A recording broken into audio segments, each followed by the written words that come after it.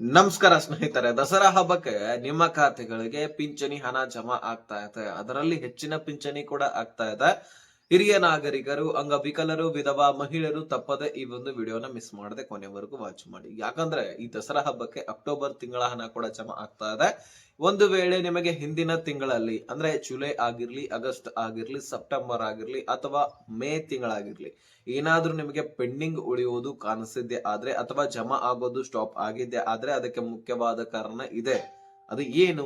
ಸರ್ಕಾರ ಯಾಕೆ ಈ ರೀತಿ ನಿಮ್ಮ ಖಾತೆಗಳಿಗೆ ದುಡ್ಡು ಜಮಾ ಮಾಡಿಲ್ಲ? ಈ ಹಿಂದೆ ನಿಮಗೆ ಗೊತ್ತಿರಬಹುದು, 25 ಲಕ್ಷಕ್ಕಿಂತ ಹೆಚ್ಚಿನ ಪಿಂಚಣಿದಾರರಿಂದ ಪಿಂಚಣಿ ಯೋಜನೆಯಿಂದ ಹೊರಗಿಡಲಾಗಿತ್ತು. ಅದರಲ್ಲಿ ಅಂಗವಿಕಲರಿದ್ರು, ವಿಧವಾ ಮಹಿಳೆಯರಿದ್ರು, ಅದರಲ್ಲಿ ಮತ್ತೆ ಹಿರಿಯ ನಾಗರಿಕರಿದ್ರು. ಸೊ ಎಲ್ಲರನ್ನು ಕೂಡ ತೆಗೆದಾಕಿದ್ದಾರೆ. ಹಾಗಾದ್ರೆ ಎಷ್ಟು ಜನರನ್ನ ತೆಗೆದಾಕಿದ್ದಾರೆ ಅಂದ್ರೆ 25 ಲಕ್ಷಕ್ಕಿಂತ ಹೆಚ್ಚಿನ ಜನರನ್ನ. ಯಾವ ಕಾರಣಕ್ಕೆ? ಆ ಎಲ್ಲ ಕಾರಣವನ್ನ ಈ ಒಂದು ವಿಡಿಯೋದಲ್ಲಿ ತಿಳಿಸಿಕೊಡ್ತೀನಿ. ಸೊ ನೀವು ಈ ಒಂದು ವಿಡಿಯೋನ ಆದಷ್ಟು ಕೊನೆವರೆಗೂ ವಾಚ್ ಮಾಡ್ಲಿಕ್ಕೆ ಟ್ರೈ ಮಾಡಿ. ಚಾನಲ್ಗೆ ಸಬ್ಸ್ಕ್ರೈಬ್ ಮಾಡಿಲ್ಲ ಅಂದ್ರೆ ಸಬ್ಸ್ಕ್ರೈಬ್ ಮಾಡ್ಕೊಂಡು ನೋಟಿಫಿಕೇಶನ್ ಅಂತ ಸೆಟ್ ಮಾಡಿ. ಈಗ ನಾವು ನೇರವಾಗಿ ಟಾಪಿಕ್ ಗೆ ಬರೋಣ. ಸ್ನೇಹಿತರೆ, ಈ ದಸರಾ ಹಬ್ಬಕ್ಕೆ ನಿಮಗೆ ಪಿಂಚಣಿ ಆದ್ರೂ ಜಮಾ ಆಗ್ತಾ ಇರುವಂತದ್ದು ಅಕ್ಟೋಬರ್ ತಿಂಗಳ ಹಣ ಪ್ರಾರಂಭವಾಗ್ತಾ ಇದೆ. ಹೌದು, ಈಗ ಯಾವುದೇ ಕಂತ ಪಿಂಚಣಿ ಆಗಿರ್ಲಿ, ಪ್ರತಿಯೊಂದು ಯಾವುದೇ ಸರ್ಕಾರ ಬಂದರೂ ಸಹಿತ 1ನೇ ತಾರೀಕಿನಿಂದ 5ನೇ ತಾರೀಕು ಒಳಗಾಗಿ ಪಿಂಚಣಿ ಜಮಾ ಆಗ್ತಾ ಇತ್ತು ಪ್ರತಿ ತಿಂಗಳು. ಆದ್ರೆ ಕಾಂಗ್ರೆಸ್ ಸರ್ಕಾರ ಬಂದ ಮೇಲೆ, ಈ ಗ್ಯಾರಂಟಿ ಯೋಜನೆಗಳು ಬಂದ ಮೇಲೆ ಈ ಪಿಂಚಣಿಯಲ್ಲಿ ಬಹಳಷ್ಟು ಡಿಲೇ ಅನ್ನ ಕಾಣ್ತಾ ಇದೀವಿ ನಾವು. ಅದು 20ನೇ ತಾರೀಕು ಅಥವಾ 25ನೇ ತಾರೀಕು ಅಥವಾ ಆ ತಿಂಗಳು ಜಮಾ ಆಗೋದಿಲ್ಲ, ಇಲ್ಲ ನೆಕ್ಸ್ಟ್ ಮಂತ್ ಜಮಾ ಆಗೋದು. ಈ ರೀತಿ ಈ ಗ್ಯಾರಂಟಿ ಯೋಜನೆಗಳು ಬಂದ ತಕ್ಷಣ ಆಗ್ತಾ ಇರುವಂತಹ ಪ್ರಕ್ರಿಯೆ ಬದಲಾವಣೆ. ಹಾಗಾಗಿ ಈ ಸರ್ಕಾರ ಏನ್ ಮಾಡ್ತಾ ಇದೆ, ಲೇಟ್ ಮಾಡಿ ದುಡ್ಡು ಜಮಾ ಮಾಡ್ತಾ ಇದೆ. ಅದರಲ್ಲಿ ವೆರಿಫಿಕೇಶನ್ ಕೂಡ ಬಹಳಷ್ಟು ಜನರದಾಯ್ತು. ಯಾರು ಎಲಿಜಿಬಲ್ ಇಲ್ಲ ಅವರನ್ನ ಹೊರಗೆ ಹಾಕಿದ್ರು.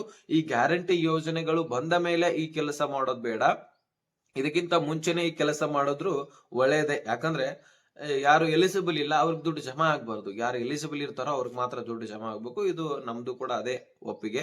ಸೊ ಆದ್ರೆ ಸರ್ಕಾರ ಜಮಾ ಆಗಬೇಕಾಗಿರುವವರಿಗೆ ಅಂದ್ರೆ ಎಲಿಜಿಬಲ್ ಇದ್ದವರಿಗೆ ಸರಿಯಾಗಿ ದುಡ್ಡು ಜಮಾ ಮಾಡಬೇಕು. ಇದು ಕೂಡ ಸರ್ಕಾರದಲ್ಲಿ ನಮ್ಮ ಮನವಿ ಇರತ್ತೆ. ಹೌದು, ಈಗ ಗ್ಯಾರಂಟಿ ಯೋಜನೆಗಳನ್ನ ಘೋಷಿಸಿದ್ದಾರೆ, ಕೊಡ್ತಾ ಇದಾರೆ. ಅಂದ ಬಳಿಕ ಪ್ರತಿ ತಿಂಗಳು ಕೊಡ್ಲೇಬೇಕಲ್ವಾ? ಈಗ ಗ್ಯಾರಂಟಿ ಯೋಜನೆಯಲ್ಲಿ ಮುಖ್ಯವಾಗಿ ಗೃಹಲಕ್ಷ್ಮಿ ಯೋಜನೆ, ಇದರಲ್ಲಿ ಏನ್ ಮಾಡ್ತಾ ಇದೆ ಸರ್ಕಾರ, 1 ತಿಂಗಳು ಜಮಾ ಮಾಡೋದು ಮತ್ತೆ ತಿಂಗಳದ ಪೆಂಡಿಂಗ್ ಮಾಡಿಸೋದು. ಹೀಗ್ ಮಾಡಬಾರದು. ಕೊಡ್ತಾ ಇದೀವಿ ಅಂದ್ರೆ ಕೊಡ್ತೇವೆ ಅಂತ ಹೇಳಿದ್ರೆ ಕೊಡಬೇಕು. ಆ ಟೈಮ್ಗೆ ಸರಿಯಾಗಿ ಜಮಾ ಮಾಡಿ ಕ್ಲಿಯರ್ ಮಾಡಬೇಕು. ಅದೇ ರೀತಿಯಾಗಿ ಈ ಪಿಂಚಣಿ ಯೋಜನೆ ಶಾಶ್ವತವಾಗಿರುತ್ತೆ. ಇದು ಗ್ಯಾರಂಟಿ ಯೋಜನೆಗಳನ್ನ ಬೇರೆ ಸರ್ಕಾರ ಬಂದ್ರೆ ನಿಲ್ಲಿಸಬಹುದು, ನಿಲ್ಲಿಸಲೇಬೇಕು. ಇಲ್ಲ ಅಂದ್ರೆ ಸರ್ಕಾರ ದಿವಾಳಿ ಆಗೋದು ನಿಶ್ಚಿತ ಅಥವಾ ಆರ್ಥಿಕ ಹೊರೆ ಬೀಳ್ದು ಬಿಡತ್ತೆ. ಇದರಿಂದ ಮುಂದಿನ ಪೀಳಿಗೆಗಳಿಗೆ ಹೊಡೆತ ಬೀಳುವುದು ನಿಶ್ಚಿತ. ಯಾಕಂದ್ರೆ ಬೆಲೆ ಏರಿಕೆ ಆಗ್ಬಿಡತ್ತೆ, ಸರ್ಕಾರದಿಂದ ಯಾವುದೇ ಸೌಲಭ್ಯಗಳು ಸಿಗೋದಿಲ್ಲ, ಸರ್ಕಾರ ಸಾಲವನ್ನ ಮುಟ್ಟಿಸ್ಲಿಕ್ಕೆನೆ ಪನದಾಡೋದಾಗತ್ತೆ. ಹಾಗಾಗಿ ಮುಂದಿನ ಅಧಿಕಾರಿಗಳಿಗೆ, ಮುಂದಿನ ಸರ್ಕಾರಕ್ಕೆ, ಮುಂದಿನ ಪೀಳಿಗೆಗಳಿಗೆ ಇದೆಲ್ಲವೂ ಕೂಡ ಹೊಡೆತ ಬೀಳಬಾರ್ದಂದ್ರೆ ಇಂತಹ ಫ್ರೀ ಆಗಿ ಕೊಡ್ತಕ್ಕಂತಹ ಗ್ಯಾರಂಟಿ ಯೋಜನೆಗಳಿಗಿಂತ ಅಭಿವೃದ್ಧಿ ಕಾರ್ಯಗಳು ನಡಿಬೇಕು. ಸೊ ಇದು ಜನರಿಂದಾನೇ ಬರ್ತಕ್ಕಂತಹ ಅಭಿಪ್ರಾಯವಿದು. ಅದಕ್ಕೆ ನಾನು ಹೇಳ್ತಾ ಇದ್ದೀನಿ. ಈಗ ಅದನ್ನೆಲ್ಲ ಸೈಡ್ ಗಿಡೋಣ. ಪಿಂಚಣಿ ಯೋಜನೆಯಲ್ಲಿ ಸದ್ಯಕ್ಕೆ ಈ ಅಕ್ಟೋಬರ್ ತಿಂಗಳ ಹಣ ಆದ್ರೂ ಜಮಾ ಆಗ್ತಾ ಇದ್ದು, ಈ ಅಕ್ಟೋಬರ್ ತಿಂಗಳ ಹಣ ನಿಮ್ಮ ಖಾತೆಗಳಿಗೆ ಜಮಾ ಆಗತ್ತೆ. ಇದು ಜಮಾ ಆಗತ್ತು ಕೂಡ, ಇದನ್ನ ಬಗ್ಗೆ ತಲೆ ಕೆಡಿಸ್ಕೊಳ್ಬೇಡ. ಇನ್ನು ಜಮಾ ಆಗದೇ ಇರುವಂತವರಿಗೆ ಜಮಾ ಆಗಬೇಕಂದ್ರೆ ಏನ್ ಮಾಡ್ಬೇಕು ಅಂತ ನಾವು ನೋಡೋದಾದ್ರೆ, ಇದನ್ನ ಸರ್ಕಾರವೇ ಖುದ್ದಾಗಿ ಹೇಳಿರ್ತಕ್ಕಂಥದ್ದು. ನಿಮ್ಮ ಜೀವಿತ ಪ್ರಮಾಣ ಪತ್ರವನ್ನ, ಲೈಫ್ ಸರ್ಟಿಫಿಕೇಟ್ ಅನ್ನ ನೀವು ಯಾವ ಬ್ಯಾಂಕ್ ನಲ್ಲಿ ದುಡ್ಡನ್ನ ಪಡ್ಕೊಳ್ತೀರಿ ಆ ಬ್ಯಾಂಕ್ ನಲ್ಲಿ ಹೋಗಿ ಸಬ್ಮಿಟ್ ಮಾಡ್ಬೇಕು. ಯಾಕಂದ್ರೆ ನೀವು ಬದುಕಿದಿರಾ ಅಂತಕ್ಕಂಥದನ್ನ ಸರ್ಕಾರಕ್ಕೆ ಕನ್ಫರ್ಮ್ ಮಾಡ್ಬೇಕು. ಬಹಳಷ್ಟು ಜನ ಹಿರಿಯರು ತೀರಿ ಹೋಗಿದ್ರು ಸಹಿತ ಅವರ ಕುಟುಂಬದವರು, ಅವರ ಮನೆಯವರು ಏನ್ ಮಾಡ್ತಾ ಇದಾರೆ, ಅವರ ಹೆಸರಿನಿಂದ ದುಡ್ಡನ್ನ ಕಲೆಕ್ಟ್ ಮಾಡ್ಕೊಳ್ತಾ ಇದಾರೆ, ಬ್ಯಾಂಕ್ ನಲ್ಲಿ ಅಕೌಂಟ್ ನಲ್ಲಿ ಜಮಾ ಮಾಡ್ಕೊಳ್ತಾ ಇದ್ದಾರೆ. ಹೌದು, ಪಿಂಚಣಿಯನ್ನ ಇನ್ನೂ ಕೂಡ ಜಮಾ ಮಾಡ್ತಕ್ಕಂಥವ್ರು ಬಹಳಷ್ಟು ಜನ ಇದ್ದಾರೆ. ಅವರು ಬದುಕಿದಾರ ಅಂತ ಹೇಳ್ಬಿಟ್ಟು ಜಮಾ ಅಂದ್ರೆ ಮರಣ ಉತ್ತಾರ ತೋರಿಸ್ಕೊಂಡು ಆ ಪಿಂಚಣಿಯನ್ನ ಬಂದ್ ಮಾಡೋದಿಲ್ಲ. ಮರಣ ಉತ್ತಾರನೇ ತೆಗೆಸಲಿಲ್ಲಪ್ಪ ಅಂದ್ರೆ ಅವ್ರ ಹೆಸರಲ್ಲಿ ಇನ್ನೂ ಕೂಡ ಪಿಂಚಣಿ ಜಮಾ ಆಗ್ತಿರತ್ತೆ. ಸರ್ಕಾರಕ್ಕೆ ಇದು ಇನ್ಫಾರ್ಮೇಶನ್ ಹೋಗಿರೋದಿಲ್ಲ. ಹಾಗಾಗಿ ಸರ್ಕಾರ ಏನ್ ಮಾಡ್ತಿರತ್ತೆ, ಜಮಾ ಮಾಡ್ತಿರತ್ತೆ. ಸರ್ಕಾರ ಒಂದು ಸಾರಿ ಡಾಕ್ಯುಮೆಂಟ್ಸ್ ವೆರಿಫಿಕೇಶನ್ ಮಾಡ್ತು, ನೀವು ಯಾರು ಎಲಿಜಿಬಲ್ ಇದೀರಿ, ನೀವು ಒಂದು ವೇಳೆ ನಿಮಗೆ ದುಡ್ಡು ಬೇಕಾಗಿದ್ದೆ ಆದ್ರೆ ನೀವು ಈ ಒಂದು ನಿಮ್ಮ ಜೀವಿತ ಪ್ರಮಾಣ ಪತ್ರವನ್ನ, ಲೈಫ್ ಸರ್ಟಿಫಿಕೇಟ್ ಅನ್ನ ಸಬ್ಮಿಟ್ ಮಾಡಿ ನಿಮಗೆ ದುಡ್ಡು ಜಮಾ ಮಾಡ್ತೀವಿ ಅಂತ ಹೇಳಿತ್ತು. ಸೊ ಹಾಗಾಗಿ ಯಾರು ನೀವು ಲೈಫ್ ಸರ್ಟಿಫಿಕೇಟ್ ಅನ್ನ ಸಬ್ಮಿಟ್ ಮಾಡ್ತೀರಿ ಅವರಿಗೆ ದುಡ್ಡು ಜಮಾ ಆಗತ್ತೆ.